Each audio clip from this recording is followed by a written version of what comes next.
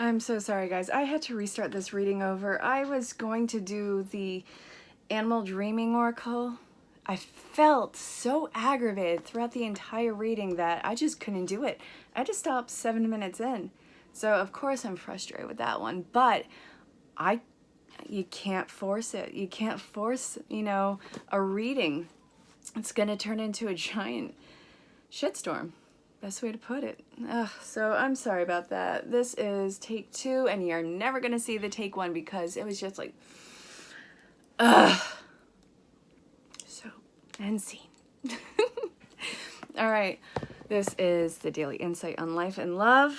It's a general reading. It's not gonna make sense for everyone. Don't try and make it make sense. If it resonates, that's awesome. Let me know in the comments, reach out in personal message, and definitely book your own personal reading. But again, if it doesn't, then don't, try and make it fit.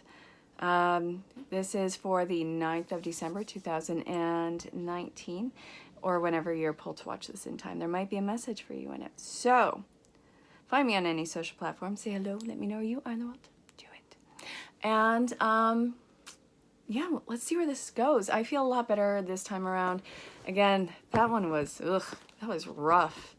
I don't like that. Have you ever, if you're a fellow reader and you're watching this, have you ever had that happen?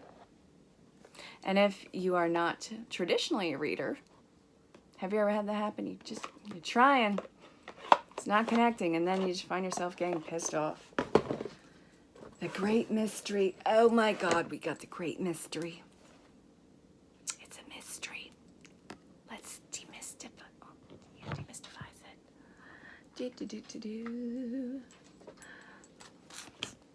All right, now what? What do you want to say, Spirit? Okay, you, and I think you. Oh, Song of the Wild.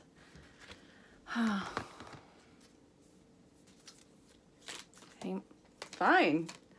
One just like blatantly flew. 2.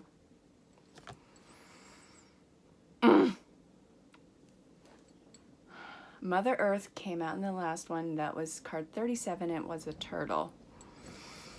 Now, we got Grandmother Earth.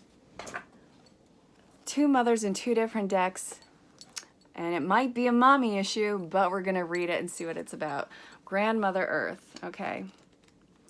No, I don't normally do this, and nor do I care. But I'm being pulled to read the... Being pulled to do it. Shush. Don't judge. Okay. Stop and take measure of your life. Assess who you are and where you are. Get grounded. I've been telling everyone and their brother that. Get grounded.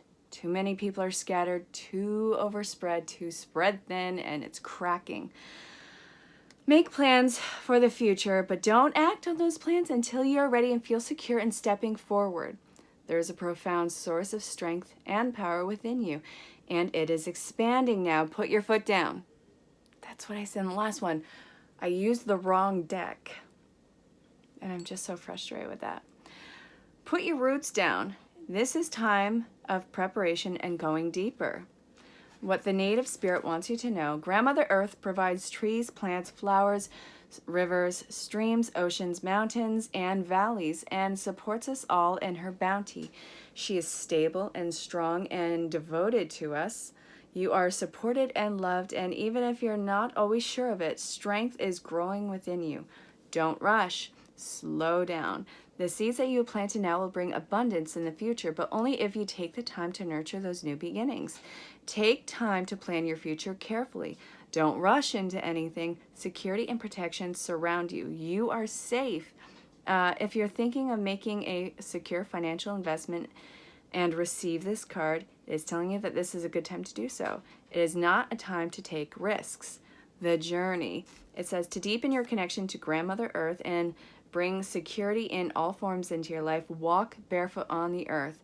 Place your hand in the earth or make investments. Imagine the strengthening, grounding energy of the earth filling you and your life.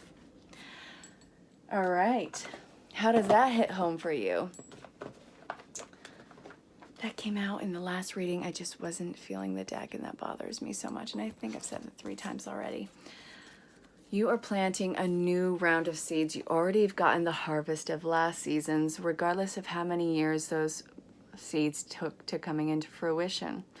And now, since you are closing off those things and you're enjoying your bounty that you have gotten, whatever you can't use, sell at the farmer's market. But this is a time for planting this new round of seeds that is going to expand for 7 or 8 years for so many of you. I'm feeling a strong 7, 8 with you guys.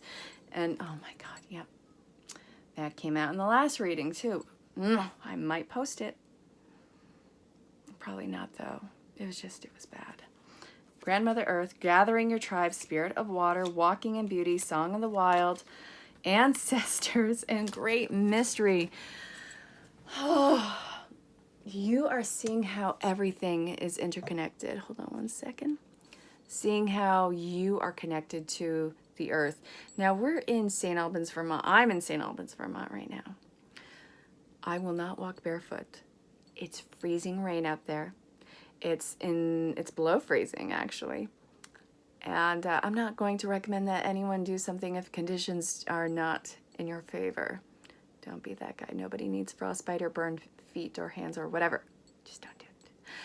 But you are going through this huge, massive awakening, but not everyone is going through these same awakenings. So many people are stuck in their comfort and security and routine. What does that look like for you? You are breaking so many programs with this that the people around you are not willing to break themselves. That is not your problem. It's not your conditioning. And I want you to really free yourself from that. I don't care who they are in your life. You got to free yourself from that, because if you get sucked into that routine, which is not likely, you're going to want to kick your own arse. You're going to hate yourself. You're going to feel like you have done so much work for nothing. Look at where you are right now. Look at all the amazing things that you have accomplished over the years, all the things that you have survived, recovered from, all the changes that you had made in your life. Where were you and where are you now? If you're watching this, chances are you're not in the same position you were a year, year and a half ago, 2 years, however long. But everyone, well, the people who you either look up to or admire, some of them are still stuck in this routine, and it's like this weird oppression from them, and it's being nudged over into you how you should change, how you should be, but they do not know what it's like to walk a mile in your footsteps and to be the authentic person that you are, that you have been trying to become for years on end, and look at where you are now. Your growth is making some people uncomfortable, but not your problem. You have to honor exactly where you are going. The great mystery is life. We have this amazing thought and insight of where we're going. A lot of us have some psychic intuition. A lot of us do psychic readings. A lot of us can tap into certain aspects of life, whether it's, past life or, looking, we all have our gifts and talents.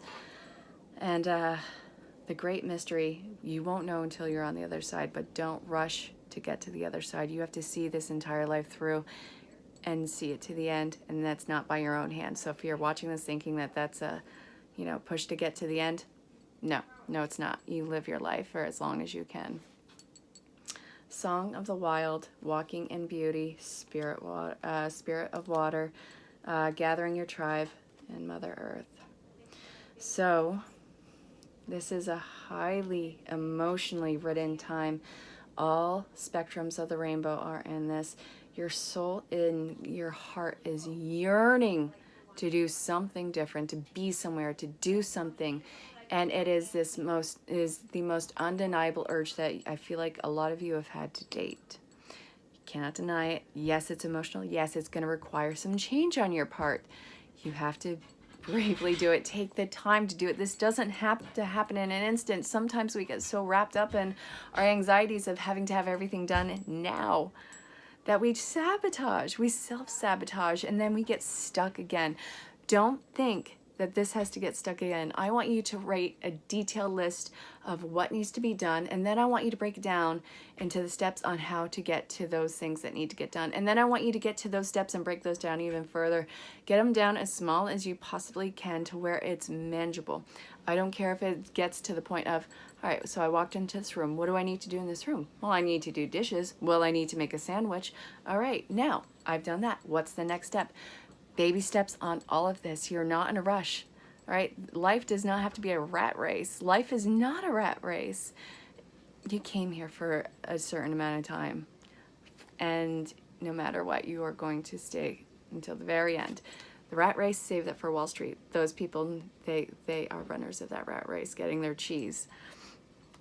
So your ancestors are urging you into the next step, and I want you to listen, trust the process, and walking in beauty, holding your head up high. See the sunrise coming up? The darkest part is over. Now it's the emotional outpour and going into the new one. It's honoring the what was. Does that make sense? So I hope that that did make sense. And now, again, if it doesn't, ask for clarification, but always you can book your own personal reading. So, actually, we're going to go with that one first.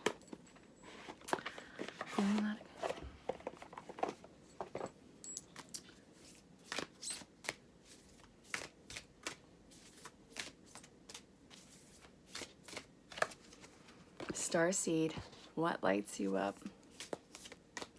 Things that I enjoyed years ago, I no longer enjoy. How bittersweet is that? I thought I wanted something, and then I realized that it wasn't in my heart. What have you experienced like that? Something that you really romanced for years on end, but when it became the reality, your heart wasn't in it, and then it's calling you to something else. That's perfectly okay. You gotta invest in that, and you gotta see where that is leading you. A lot of trigger points coming up right now. Soul family is coming up again, you guys.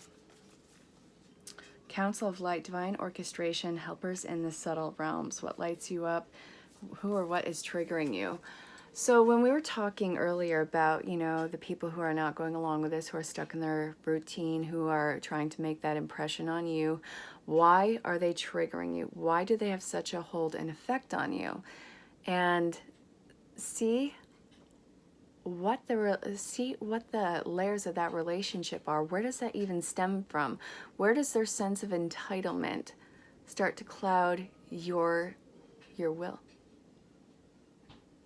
I heard a coyote. Can you hear that? There's a coyote outside.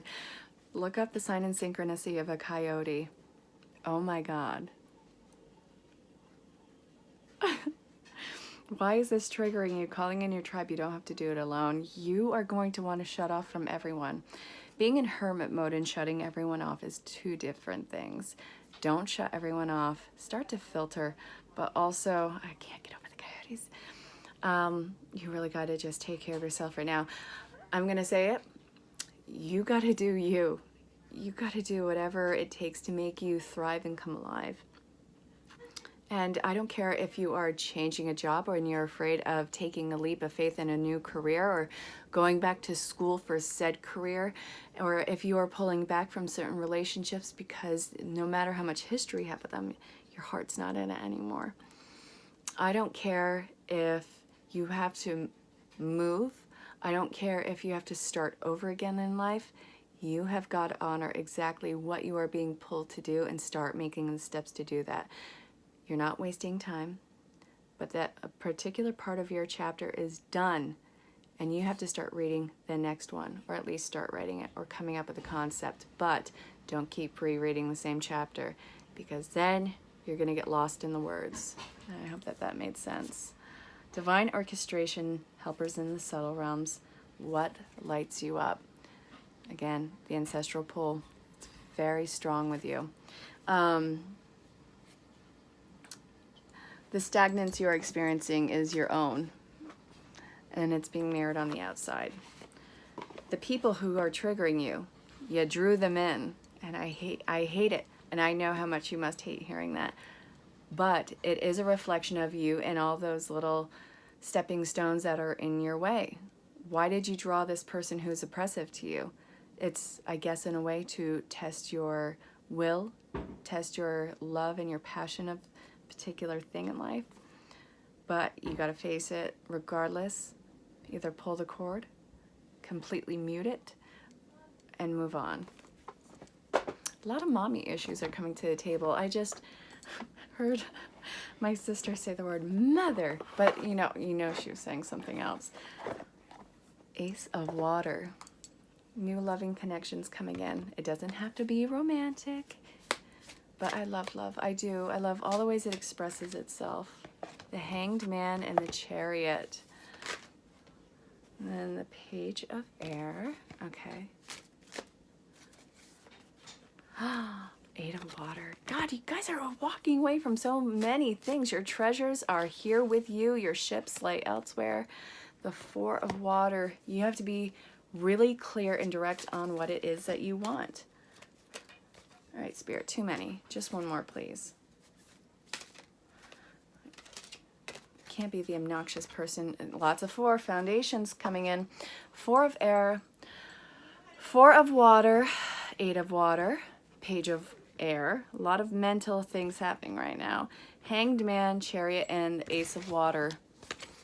These are new triggers, newfound emotional highs and lows that are going on, new emotional connections of soul family and soul tribe. I'm actually being reminded of one of my soul sisters and a soul connection that she just made. And this person is military and she does amazing psychic work.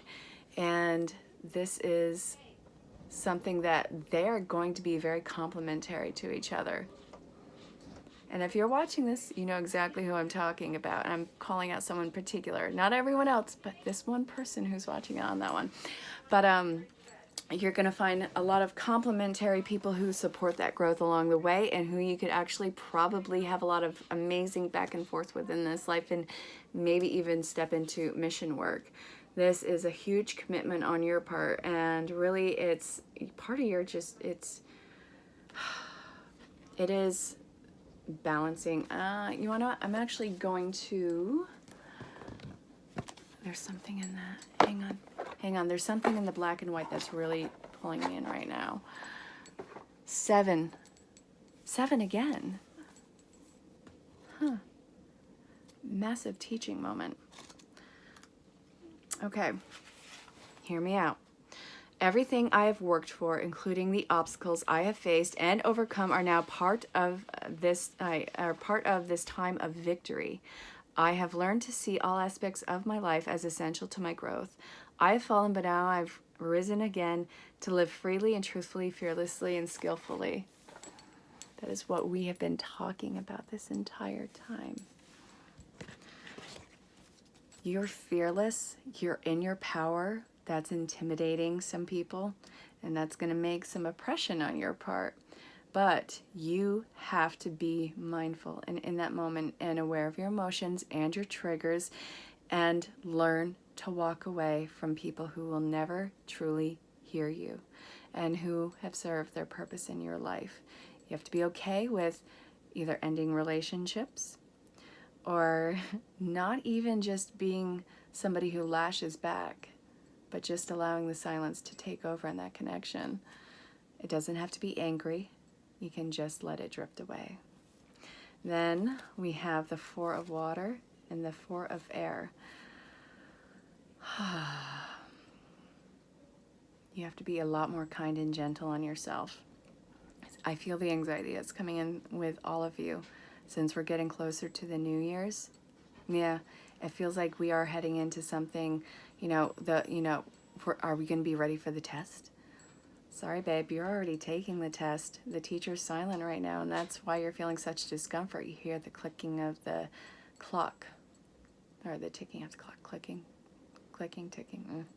But you can hear it, and it's making you anxious. Breathe, practice box breathing. I always tell people to do that. you're going to pass the test. And you want to know what? Moving into next year, it's going to be a really amazing, magical, and very solid foundation year. This is your new beginning, your new love of life. All right, we're going to finish this reading off with, let's see. You know what? I think I want to find the coyote one in here. Can I find that? I wanted to read that to you guys because I heard the coyote earlier. That was insane. Watch it be like the last one. Damn thing. The crocodile. Hey, what's the difference between an alligator and a crocodile? One you'll see later and one you'll see in a while. Don't unsubscribe, please. I'm sorry. All right, and then we have, let's see. Where the hell is it? Not the caribou. We'll get there. Be patient. We're getting there. Breathe. The coyote. Okay. The coyote often embodies the trickster, a mischievous but heroic supernatural being that uses magic, cunning, or deception to achieve its ends. Most Native American tribes of the Pacific Northwest claim that the coyote to be their creator. In some legends, the coyote forms the different people of the land and the various sections of a great beaver, which it has slain. The Plain Indians also regard the coyote as a teacher and a magician. In all of its roles, the coyote is a benevolent figure who intentionally or unintentionally helps to restore the balance and order. The rather pensive coyote woman in this painting, entitled Coyote Woman Waits, is a character from Buffalo Gal Won't You Come Out Tonight. It's a story by Ursula K. Le Guin that Bullet illustrated. So, the teacher and a bouncer. All right, Spirit, what do you want to tell? The rabbit and the spider. So, protection, aid, wisdom, power, abundance, heroism, cycles of life. In the Chinese zodiac, the rabbit is the most propitious sign. Those born under the rabbit are thought to have considerable power. In many cultures, the rabbit is a lunar creature with feminine energies whose outline can be seen in the phase of the full moon. Many Native American rabbit myths tell of the hare returning the sun to the sky and restoring warmth, the patterns of day and night, and the seasons, and prosperity. The rabbit in this painting is Kaltis, the moon goddess venerated by Greek peoples of the Western Siberia. Although this goddess can assume many forms, the hare is sacred to her. And then we have spiders are found throughout the world and appear in legends of nearly all people. They are frequently depicted as helpers, protectors, and creators. The Obiwa people hang hoops of spider webs over their infants to protect them from harmful influences. Other Native American people, particularly those of the Southwest, associate the spider with a grandmother spirit who lives underground. The spider grandmother is a source of wisdom and a link to the underworld. She rises from her realm to offer advice, particularly before a dangerous or large undertaking. You're going under a large undertaking, but you got this.